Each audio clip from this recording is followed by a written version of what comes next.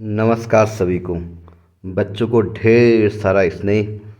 और आज हम शुरू करने वाले हैं क्लास 11th के चैप्टर 7 को, जिसका नाम है बाइनोमियल थ्योरम, द्विपद प्रमेय। ज़रा ध्यान लगा के पढ़िएगा।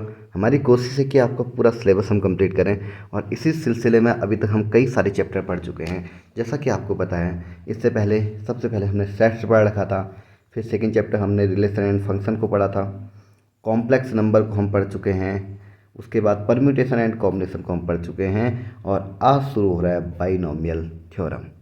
तो ध्यान से सुनेंगे और समझेंगे कि बाइनोमियल थ्योरम क्या होता है। देखते हैं कितने वीडियोज में इसकी वीडियो बन पाती है। कोशिश कर रहा हूँ मैं एक एक चैप्टर को, एक एक एक्सरसाइज को पूरा कंप्लीट करूँ। हो गया तो ठीक है, नहीं हो गया तो देखते हैं। तो शुरू करते हैं बाइनोमियल थ्योरम। बाइनोमियल थ्योरम पढ़ने से पूर्व हमें कुछ एक चीज़ें पता है। जैसे हम बात करें ए प्लस बी का होल स्क्वायर, हर किसी बच्चे को पता है ए प्लस बी का होल स्क्वायर वाला। लेकिन अगर हम होल स्क्वायर से बात न करके एक एक करके बात करें, अगर हम ए प्लस बी की पावर जीरो करें तो इसका आंसर क्या आएगा? किसी की पावर जीरो भी क्या होती है? आपकी वन होती है, आपको पता है। ठीक है, अगर हम बात करें ए प्लस बी की पावर वन का, तो ये कितना होगा? अगर हम इसकी पावर वन करेंगे तो ऐसे ही रहेगा।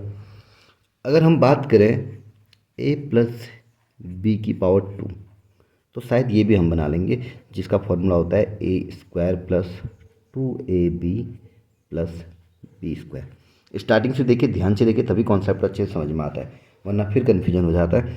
फिर हम अगर लिखें ए प्लस बी की पावर थ्री, तो ये भी हमें आता है A cube plus 3a² B plus 3ab square plus B cube. अब अगर हम a प्लस बी की पावर 4 लिखें तो बनाना बड़ा मुश्किल है। हालांकि हमें पता है a प्लस बी को 4 बार मल्टीप्लाई करना है, बट कैसे? ये क्वेश्चन बहुत इंपॉर्टेंट आ जाता है सामने कि a प्लस बी की को हमने 4 बार मल्टीप्लाई करेंगे, आंसर आएगा। तो हम a प्लस बी की पावर 5 करेंगे, फिर क्या करेंगे? फिर 5 बार गुणा करेंगे क्या? और फिर कितना डिफिकल्ट हो जाएगा। अगर a प्लस बी की पावर 10 आ जाएगा, उसको क्या करेंगे? तो इसके लिए ही हमारी एक थ्योरम आती है, जिस थ्योरम को हम कहते हैं बाइनोमियल थ्योरम। तो सबसे पहले हम a प्लस बी की पावर 4 निकालने की कोशिश करते हैं। निकलेगा कैसे? तो निकलने के लिए हमें पहले इसकी क्रोनोलॉजी को समझना पड़ेगा कि ये क्या चीज़ है आखिर में। तो एक बार इसको समझते हैं कि ये क्या चीज़ है और कैसे है। तो अगर आप ध्यान से देखेंगे, तो ज़रा ध्यान से देखिए इस चीज़ को। अगर हम a प्लस बी की पावर जीरो कह रहे हैं, अगर पावर जीरो है तो टर्म, पहले टर्म्स की बात करते हैं, ज़रा ध्यान से देखिएगा। टर्म्स की बात करें तो टर्म्स से एक बढ़ रही है, बढ़ी नहीं बढ़ रही है, यानी इसमें क्या है? आपकी एक टर्म है। ध्यान से देखिएगा। अगर हम दूसरे वाले की बात करें ए प्लस बी की पावर वन ना, यहाँ पे जीरो थी, एक टर्म है। यहाँ पे ए प्लस बी की पावर वन है, तो टर्म कितनी है? दो टर्म है। ध्यान से देखिएगा, मैं एक एक करके समझा रहा हूँ ताकि तुम्हें कोई कन्फ्यूजन ही ना रहे फिर, और कोई कन्फ्यूजन होगा तो आप पूछिएगा बेझिझक। अब देखिए ए प्लस बी की पावर टू है, यानी कितनी टर्म हो गई? एक दो तीन। इसमें कितनी टर्म हो रही है आपकी? Three term.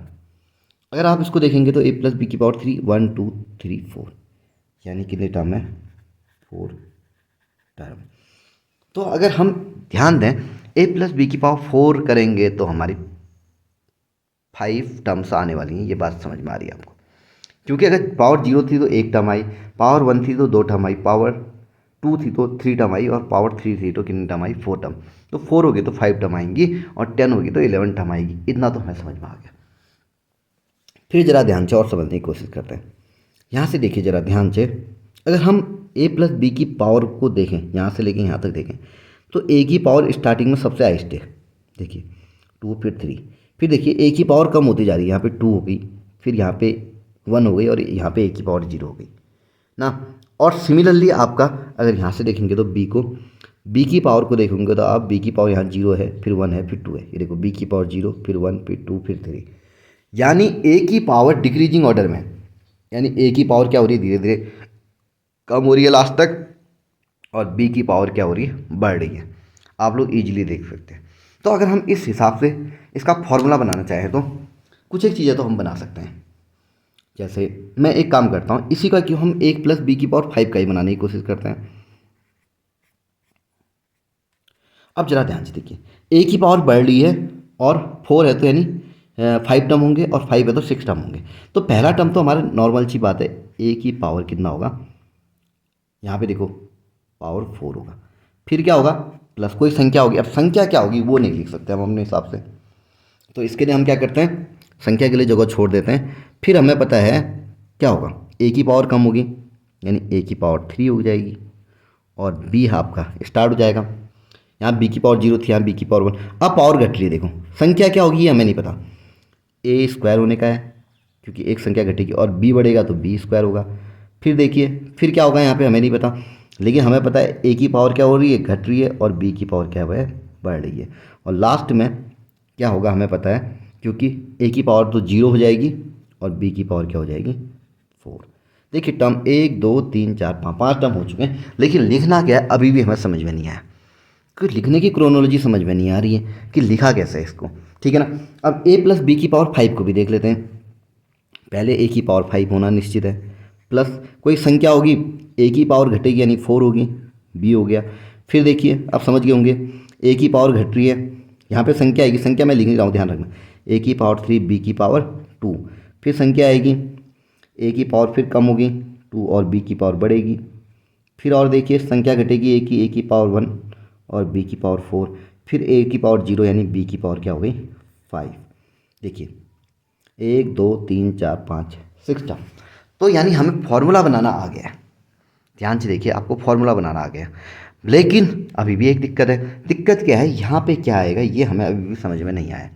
तो इसके लिए एक बार क्रोनोलॉजी को फिर से समझते हैं। पहली वाली संख्या और लास्ट वाली संख्या में 1 आ रहा है, इतना तो हमें समझ में आ रहा है। टर्म्स वाइज में हमें समझ में आ रहा है कि टर्म से एक एक बढ़ता जा रहा है हर समय, और पावर वाइज में हमें समझ में आ रहा है। तो एक बार इसको जरा ध्यान से देखकर बनाने की कोशिश करते हैं कि आखिर में हो क्या रहा है, ठीक है ना। एक बार रफ फिगर में फिर से मैं बनाने की कोशिश करता हूँ कि ये हो क्या रहा है, ठीक है। जरा ध्यान से देखिए, नए पेज में बनाते हैं। देखिए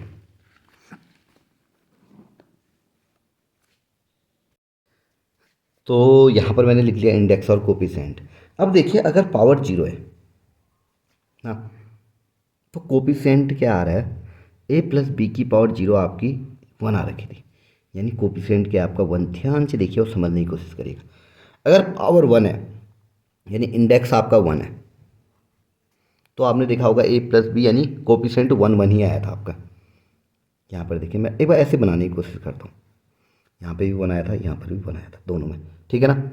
और अगर कोफिशिएंट आपका 2 था, जहाँ तक हमें पता है उतना ही मैं लिख रहा हूँ, तो पहली वाली संख्या आपकी 1 आई थी, ए स्क्वायर प्लस 2ab, और कोफिशिएंट फिर यहाँ पे 2 आया था, फिर यहाँ पे फिर 1 आया था, और पावर 3 थी, तो ज़रा ध्यान दीजिए यहाँ पे आया था 1, A square sorry A cube plus 3a square B plus 3ab square plus B cube, यानी कोफिशिएंट यहाँ पे 1 आया था।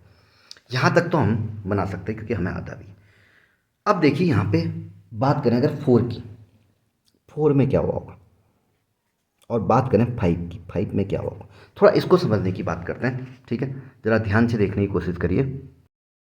तो हमने 3 तक तो इसको लिख लिया क्योंकि यहाँ तक हमें पता था A cube plus 3a square B plus 3ab square plus B cube, यानी इनका कोफिशिएंट 1 3 3 1 है। अब 4 में क्या किया जाए, तो हम इसके लिए एक बार क्रोनोलॉजी समझते हैं कि ये है क्या। जरा देखेंगे यहाँ तो 1 और यहाँ तो 1 है, ठीक है। अगर हम यहाँ देखेंगे तो 1 + 1 2 हो रहा है, यहाँ देखेंगे तो ध्यान से देखिए साइड का, ठीक है। 1 ही हो गया, 1 + 2 3 हो रहा है, 2 + 1 3 हो रहा है, यहाँ पे साइड में ऐसे हो रहा है। तो क्या 4 में पहली वाली संख्या तो ठीक है ऐसी रह गई, क्या 1 + 3 4 हो सकता है, क्या 3 + 3 6 हो सकता है, क्या 3 + 1 4 हो सकता है, क्या यहाँ पर का 1 ऐसा का ऐसा रह सकता है। एक बार समझिए ध्यान से। फिर लास्ट वाला यहाँ पे भी 1 सेम टू सेम ऐसे हो गया, 4 + 1 5, 4 + 6 10, 6 + 4 10, 4 + 1 5, 1 का 1। देखिए 5 में 1 2 3 4 5 6 से टर्म्स आ गए, इसमें 1 2 3 4 5 टर्म्स। तो क्या हमारा फॉर्मूला इस तरीके से बन सकता है, देखिए ज़रा ध्यान से देखिए, जहाँ पे हमने फॉर्मूला लिखा था एक बार वहाँ जाते हैं। देखिए तो देखिए ध्यान से, तो पहला कोफिशिएंट हमारा 1 ही आ रखा था ए प्लस बी की पावर 4 में, और दूसरा कोफिशिएंट आपने देख रखा होगा, दूसरा कोफिशिएंट हमारा आ रखा था 4, अगला कोफिशिएंट हमारा आ रखा था 3 और 3 6, और अगला क्या आया था 3 + 1 4, और लास्ट वाला ऐसा का ऐसा ही था। और सिमिलरली यहाँ पे पहला कोफिशिएंट 1 था, दूसरा 4 + 1 था 5, 4 + 6 था 10, 6 + 4 10, और 4 + 1 5 और 1। अब इसको देखने के लिए कहीं और जाने की ज़रूरत नहीं, आप सीधे रैंडमली देख लीजिए। पहले का कोफिशिएंट 1 हो गया, दूसरे में 1 1 हो गया, तीसरे में देखिए पहला ऐसे रहा 1 + 1 2 हो गया, ये 1 ऐसा कैसे रहा। चौथे में देखिए 1 यहाँ पे है, 1 + 2 3, 2 + 1 3, लास्ट का 1 ही हो गया। फर्स्ट और लास्ट में तो 1 ही होने का है। यहाँ देखिए पहला 1, 3 + 1 4, 3 + 3 6, 3 + 1 4, और 1 का 1 ही। और यहाँ पे देखिए पहले तो 1 हो गया, 4 + 1 5, 4 + 6 10, 6 + 4 10, 4 + 1 5, और 1 का 1 ही रह गया ना। तो ये आपके a+b⁵ तक हो गया। अब यहीं पे हमने a+b⁵ करना हो तो हम फिर इतना बड़ा टेबल थोड़ा बनाएंगे, कुछ तो और करना पड़ेगा ना। जो हमने यहाँ पे कर रखा है इसमें कुछ और तो करना पड़ेगा ना, क्योंकि अगर हम a+b⁵ निकालना चाहें तो क्या करेंगे। चलिए उसको निकालने की कोशिश करते हैं, और वहीं से हम बाइनोमियल थ्योरम यानी a+b⁵n निकालने की कोशिश करते हैं। तो चलिए ध्यान से देखिए। ये सब बताने से पहले आपने एक NCR का फॉर्मूला पढ़ा था, एक बार मैं उसको समझाता हूँ आपको। NCR जो होता है फैक्टोरियल n/n-r × r। जिसे नहीं पढ़ रखा है कैसे होता है क्या होता है वो पिछले चैप्टर में जाके पढ़ सकता है, वहाँ पे मैंने फॉर्मूला अच्छी तरीके से पढ़ा रखा है सारा का सारा, परम्यूटेशन एंड कॉम्बिनेशन चैप्टर में। तो यहाँ से ज़रा ध्यान से देखिए, आपका 0 आपका होता है ना, या NC0, या इसको हम NC0 कह लेते हैं, या 0C0 भी कह लेते हैं। एक बार शुरू करते हैं यहाँ से। जब n की वैल्यू, एक काम करते हैं इसको इस तरीके से बनाते हैं, जब n की वैल्यू 0 और r की वैल्यू भी 0 होगी, फिर n की वैल्यू 1, r की वैल्यू भी 1 होगी, तो क्या होगा आंसर। ठीक है, तो इस कंडीशन में क्या होगा 0C0 क्या होगा, ये 0 हमें लगेगा, ये होता है 0 यानी जिसको हम क्या कहते हैं 1 कहते हैं। फिर बात करते हैं 1C0 क्या होता है आपका, ये होता है 1। फिर यहीं पर से 1C1 क्या होता है आपका, देखिए ज़रा, ये भी आपका क्या होता है 1।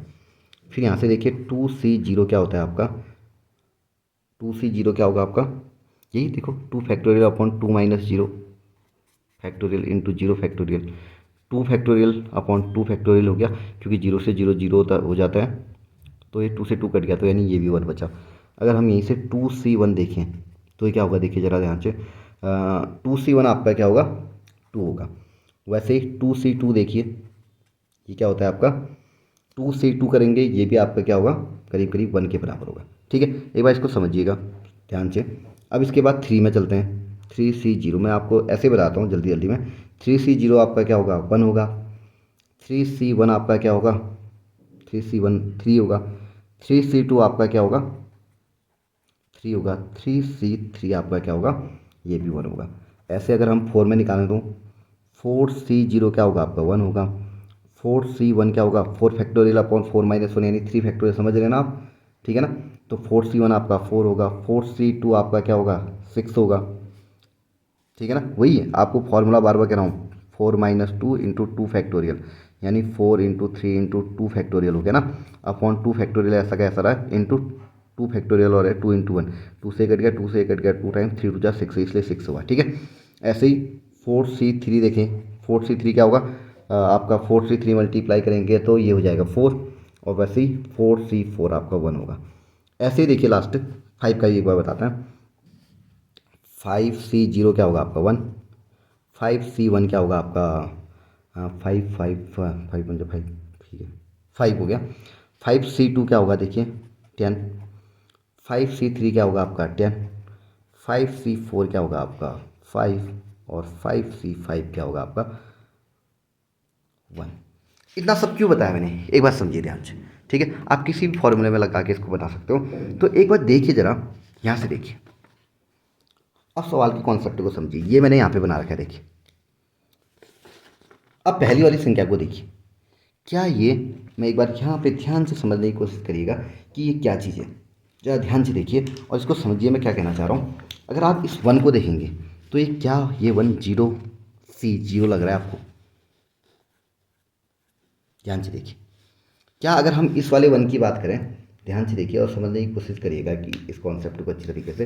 अगर हम इस वाले 1 की बात करें, क्या ये 1C0 और क्या ये 1C1 लग रहा है आपको?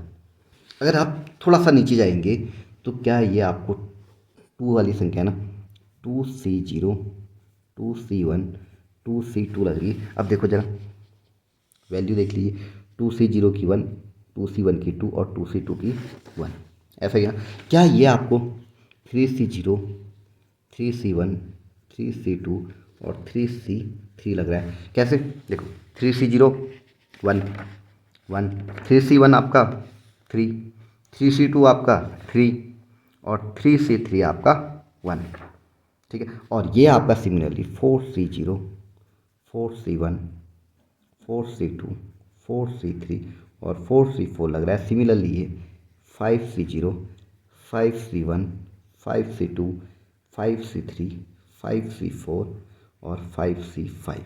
तो बेसिकली फॉर्मूला जो हमारा ये बनना था, इस फॉर्मूले को अगर हम आगे से लगाएं तो जो फॉर्मूले अभी तक हम पढ़ रहे हैं वो फॉर्मूले तब भी बन सकते हैं। देखिए जरा ध्यान से, ये a प्लस बी का पावर 0, a प्लस बी की पावर 1 हो, a प्लस बी की पावर 2, ये तमाम तरीके की जगह अगर हम 5, 10, 10, 5, 1, अगर मैं इसकी जगह 5C0, जैसे a प्लस बी की पावर 5 ही है तो मैं इसको ऐसे भी लिखना चाहूँ तो लिख सकता हूँ ना। देखिए ज़रा ध्यान से, a प्लस बी की पावर जो 5 है इसको मैं ऐसे भी तो लिख सकता हूँ 5C0 a की पावर 5 प्लस 5C1 ना a की power 4b plus 5C2 a की पावर 3b की पावर 2 प्लस 5C3 a की पावर 2 b की power 3 plus 5C4 a b की पावर 4 प्लस 5C5 b की पावर 5।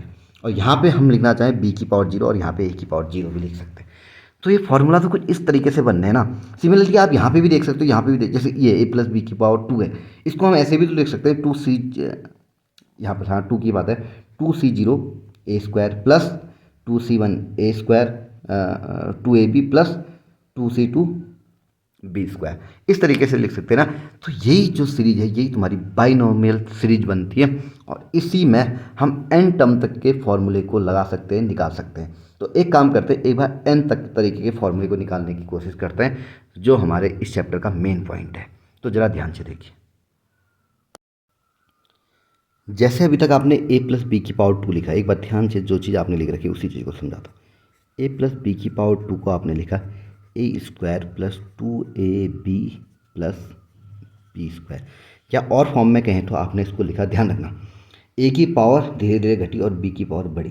तो आपने क्या लिखा बेसिकली, ज़रा ध्यान से देखिए, आपने इसको लिखा क्या है, 2C0 इंटू ए की पावर 2 और b की पावर 0। ध्यान से ना, फिर आपकी क्या हुई, 2C1 आया, ए की पावर कम होगी और बी की पावर बढ़ेगी, यहाँ 0 है तो यहाँ 1 होगी, ठीक है। और फिर क्या हुआ आपका 2C2, ए की पावर कम हो गई यानी 0 और बी की पावर 2, यहाँ से ये फॉर्मूला बना था। ध्यान से देखकर समझने की कोशिश करें। अब सिमिलरली मैं a प्लस बी की पावर 3 भी एक बार करके देखते हैं आपके लिए, ठीक है। अगर हम a प्लस बी की पावर 3 करें आपके लिए, एक बार देखिए जो चीज़ आपको आती है एक बार उसको भी कर लेते हैं। a प्लस बी की पावर 3 आप करेंगे तो ये होता है a cube plus 3a square B plus 3a B square plus B cube ना, 4 टर्म हो गए। अब इसी को हम करें तो क्या हो जाएगा, 3C0 a की पावर 3 और b की पावर 0 से शुरू होगा, ध्यान रखना। फिर 3C1 a की पावर कम होगी यानी 2 हो गई, b की पावर बढ़ेगी यानी 1 हो गई, प्लस 3C2 a की पावर कम b की पावर बढ़ेगी, प्लस 3C3 a की पावर वैसी रही b की पावर बढ़ी। फॉर्मूला समझ लेना आप। एक बार a प्लस बी की पावर 5 भी समझाई थी, मैं इसको भी समझाता हूँ आपको। a प्लस बी की पावर 5 करेंगे तो सिमिलरली क्या था, अभी हमने निकाल रखा था, ये फॉर्मूला लिख देता हूँ एक बार, चलो पहले समझ में आ जाएगा। अभी हमने निकाला था a की पावर 5 प्लस संख्या कम होती जाएगी ना, a की पावर 4 हो रही थी, 5 a की पावर 4, ये तो समझ रहे हो आप। फिर यहाँ पे था 10 a की पावर 3, b की बढ़ेगी b की power 2 plus 10a square b की पावर 3 प्लस 5a b की पावर 4 प्लस b की पावर 5, यानी 1 2 3 4 5 6 टर्म। और इसी को हमने लिख रखा था कैसे,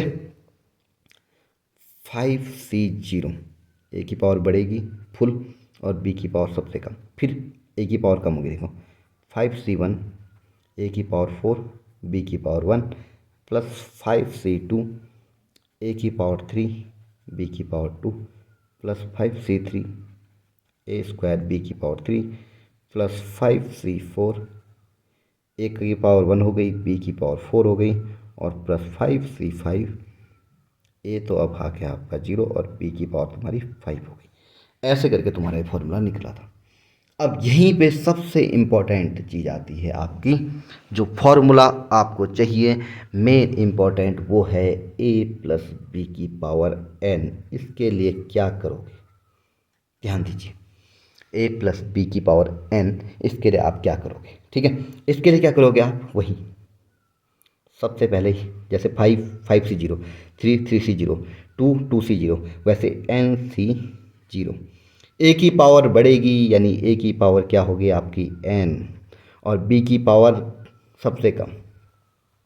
बी की पावर 0 लिखना चाहो लिखो, नहीं लिखना चाहो तुम्हारी मर्जी। समझना इस बात को, हम लिखें तो बी की पावर 0 लिखेंगे, जो 1 ही होती है आपको पता है, नहीं लिखें तो भी चल जाएगा। देखो फॉर्मूला कैसे निकलता है। फिर क्या हो रहा है, 5c0 5c1 यानी nc1। ए की एक पावर कम होगी, ए की पावर n-1, और बी की पावर बढ़ेगी यानी बी अब किस पे आ गया, पावर 1 पे, यानी बी आपका पॉजिटिव आ गया। अब देखिए nc1 के बाद nc2, अब ए की पावर एक और कम होगी यानी n-2 हो गई, और बी का भी पावर 2 हो गया, समझ ना। अब वैसे सिमिलरली nc3 आ गया आपका, ए की पावर क्या होगी, एक और कम हो जाएगी, और बी की पावर एक और जुड़ेगी, 2 में 1 जुड़ गया 3 हो गया, प्लस सो ऑन ऐसे चलते रहेगा फॉर्मूला, ठीक है, समझ गए ना। और लास्ट में क्या हो रहा है तुम्हारा, ध्यान रखना, NCN हो रहा है लास्ट में। अगर उससे पहले का टर्म भी निकालेंगे तो NCN से पहले क्या होगा, NCN-1, उससे एक कम होगा ना, और ए की पावर क्या होगी तब 1 हो जाएगी, और बी की पावर, ए की पावर 1 हो जाएगी, और बी की पावर क्या हो जाएगी आपकी n-1। और सिमिलरली लास्ट वाली लाइन क्या होगी आपकी NCN, जहाँ पे ए की पावर तो 0 हो जाएगी और बी की पावर क्या हो जाएगी आपकी n हो जाएगी। यही आपकी द्विपद प्रमेय है, या यही आपकी क्या कहोगे इसको, बाइनोमियल थ्योरम।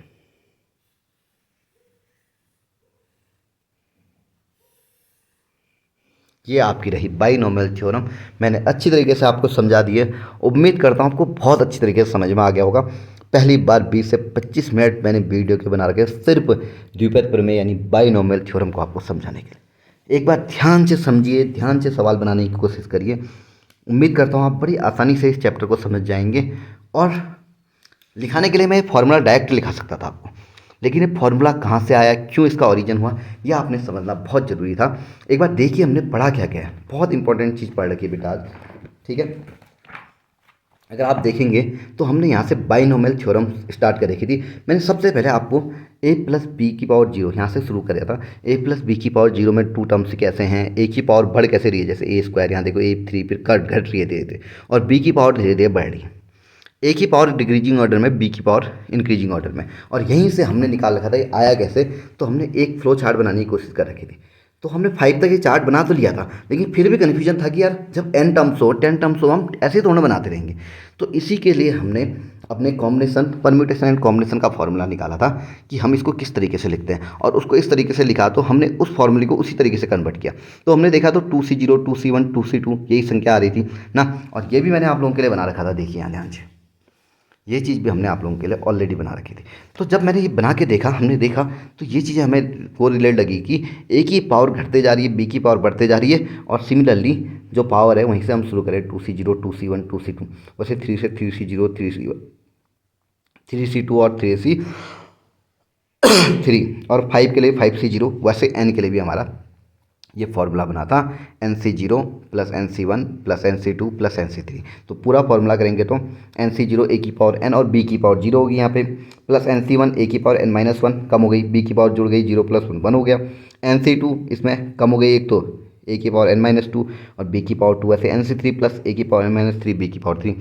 आगे करोगे तो nc4 प्लस a की पावर n-4 b की पावर 4, ऐसे ही चलते रहेंगे आप, आगे को चाहते रहिए। और आखिरी से पहले वाली टर्म आएगी n-1 a इंटू बी की पावर n-1, और लास्ट हो गया प्लस NCN b की पावर n। आज के लिए इतना ही करते हैं, ये आपका इंट्रोडक्शन पार्ट हो गया। अब क्वेश्चन आंसर हम करते हैं इसकी अगली वीडियो में। बताइए, कमेंट करिए कैसा लगा आपको, समझ में आया कि नहीं आया, एक बार अवश्य बताइएगा। बहुत मेहनत करिए आप लोगों के लिए। अगर अच्छा लगे तो शेयर करिए, बाकी को भी थोड़ा पढ़ने का मौका मिले। 11th क्लास में बच्चे एकदम से सीरियस ही पढ़ते नहीं हैं, पढ़ेंगे तो शायद उनको भी अच्छा लगेगा। आज के लिए इतना ही। आप इन्हें अच्छी तरीके से जुड़े उसके लिए बहुत बहुत धन्यवाद आपका। Thank you so much.